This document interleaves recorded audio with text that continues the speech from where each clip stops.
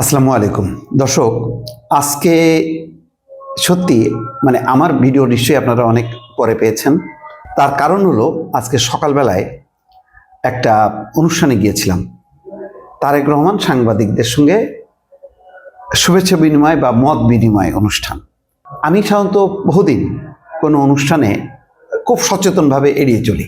আমি যেতে চাই না, কারণ সেসব জায়গায় যে সমস্ত কথাবার্তা, সময় ক্ষেপণ, তারপরে বিশেষ করে তৈলাক্ত জিনিসের এত প্রভাব থাকে, এইগুলি এত দেখতে দেখতে এখন আর মধ্যবয়সের পরে এসে আর এগুলি দেখতে ভালো লাগে না। এই জন্য বহুদিন থেকে আমি কোনো সেমিনার, সিম্পোজিয়াম এগুলিতে যাই না। লম্বা লম্বা কথাবার্তা যার কোনো বাস্তবায়ন নেই, সেইগুলো থেকে আমি নিজেকে একদম গোটায় রাখছি। কিন্তু আমি গেলাম, শেষ পর্যন্ত কেন গেলাম জানি না, মনে হলো যে একটু দেখি সত্যি কি কোনো পরিবর্তনের কোনো ছোঁয়া পাওয়া যায় কিনা।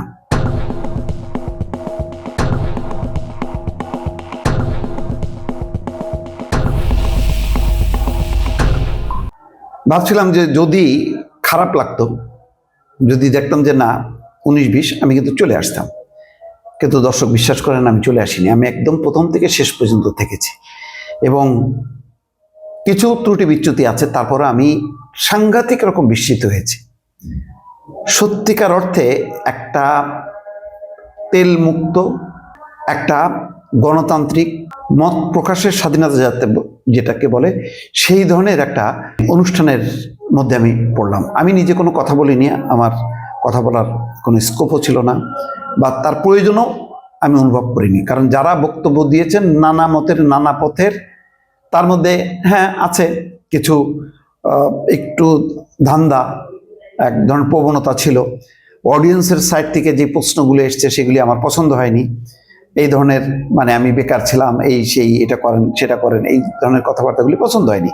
এখানে মূলত সাংবাদিকরা কি চিন্তা করছে, কোনো পরামর্শমূলক কিছু হয়তো তিনি জানতে চেয়েছিলেন। সেখানে কিছু কিছু দেওয়া হয়েছে, আবার অনেকে সেটা দেননি, স্বার্থ সংশ্লিষ্ট বিষয়টাই বলেছে। তো যাই হোক, তারপরও আমি বলবো ভাই, যে ভয়াল পরিস্থিতি দেখেছি সেই 15 বছরে, সংবাদ সম্মেলনের নামে গণভবনে এক ধরনের দলীয় সাংবাদিক, দলীয় কর্মী সমাবেশ, এটা জঘন্য।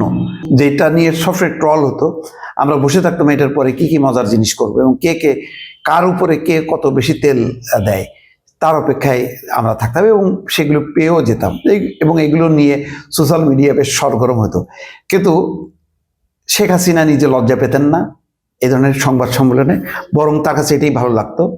এবং তার সামনে উপবিষ্ট যে সাংবাদিকদের মধ্যে একটা বড় অংশ, তারা মালিক, তারা সম্পাদক, প্রথম সারিতে থাকতেন রাজনীতিবিদরা।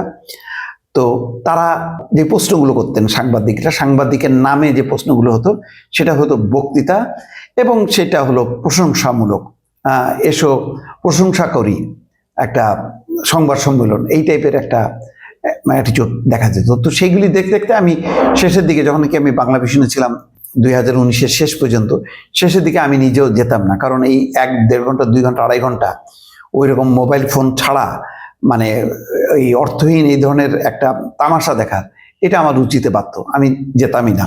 কিন্তু আমি যেতাম না তার মানে কি অন্যরা যেত, এবং তারা নানা রকম ফায়দা ফিকিরের সাথে যুক্ত ছিল, এবং সেইভাবে শেখ হাসিনাকে তাওয়া দিত। উনিও বেশ সেই তাওয়া খেয়ে ফুলে থাকতেন, মনে করতেন যে এটাই, এবং এটাই ছিল ট্র্যাডিশন।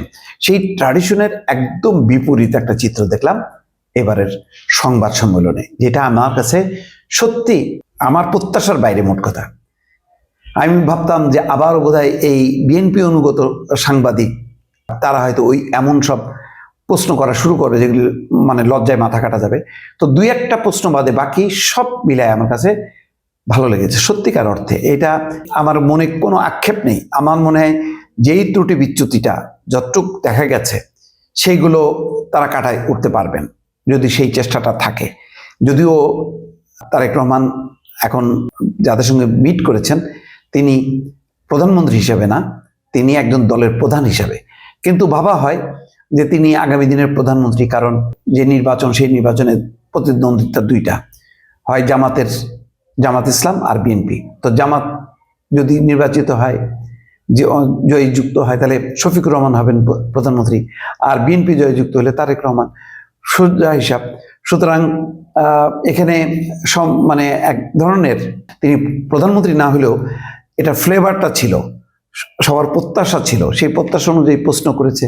এবং আগামী দিনে বিএনপি যদি সরকার গঠন করে তাহলে তার ফরম্যাটটা কি হবে সেটাও বোঝা গেল, যে এইভাবেই চলবে বা এর থেকে আরো উন্নত সংস্করণে করবেন, যেখানে কোনো তেলের কোনো সম্পর্ক থাকবে না, স্ট্রেট প্রশ্ন এবং যে কোনো ধরনের প্রশ্ন, সেই ধরনের কঠিন প্রশ্নের মুখোমুখি যাতে হন এবং সাংবাদিকদেরকে যাতে শত্রু ভাবা না হয়, স্বাধীনতা যাতে নিশ্চিত করা হয় সে ব্যাপারে মতিউর রহমান চৌধুরী বক্তব্য রেখেছেন, নুরুল কবির বক্তব্য রেখেছেন, আরও কেউ কেউ বক্তব্য রেখেছেন। সুতরাং সবার নাম আমি বললাম না, তারা সেই কথাগুলো বলতে পেরেছেন। আগে তো এইরকম ধরনের সম্পাদকদের মুখে এই ধরনের কথা শুনি নাই, এখন শুনলাম। তো ধারণা করা যায় তারেক রহমান নিশ্চয়ই বুঝতে পারছেন যে মানে সাংবাদিকরা কি চাচ্ছেন। এই যে আমি যেমন কথাগুলো বলছি, নিশ্চয়ই কোনো না কোনো ওয়েতে তার কাছে যাবেন এবং বুঝবেন যে আগের এবং গত 15 বছরের যে সংবাদ সম্মেলনগুলো গণভবনে হতো সেটা তো কোনো ভালো মানে জিনিস ছিল না। সুতরাং তার বিপরীত কোনো সংবাদ সম্মেলন করতে গেলে তাহলে প্রফেশনাল সংবাদ সম্মেলন করতে হবে। সুতরাং আমার মনে হয় যে এই যে সূচনা সাংবাদিকদের সাথে তারেক রহমানের এই ইন্টারাকশনের এটা ভালো হবে ভবিষ্যতে আশা করি।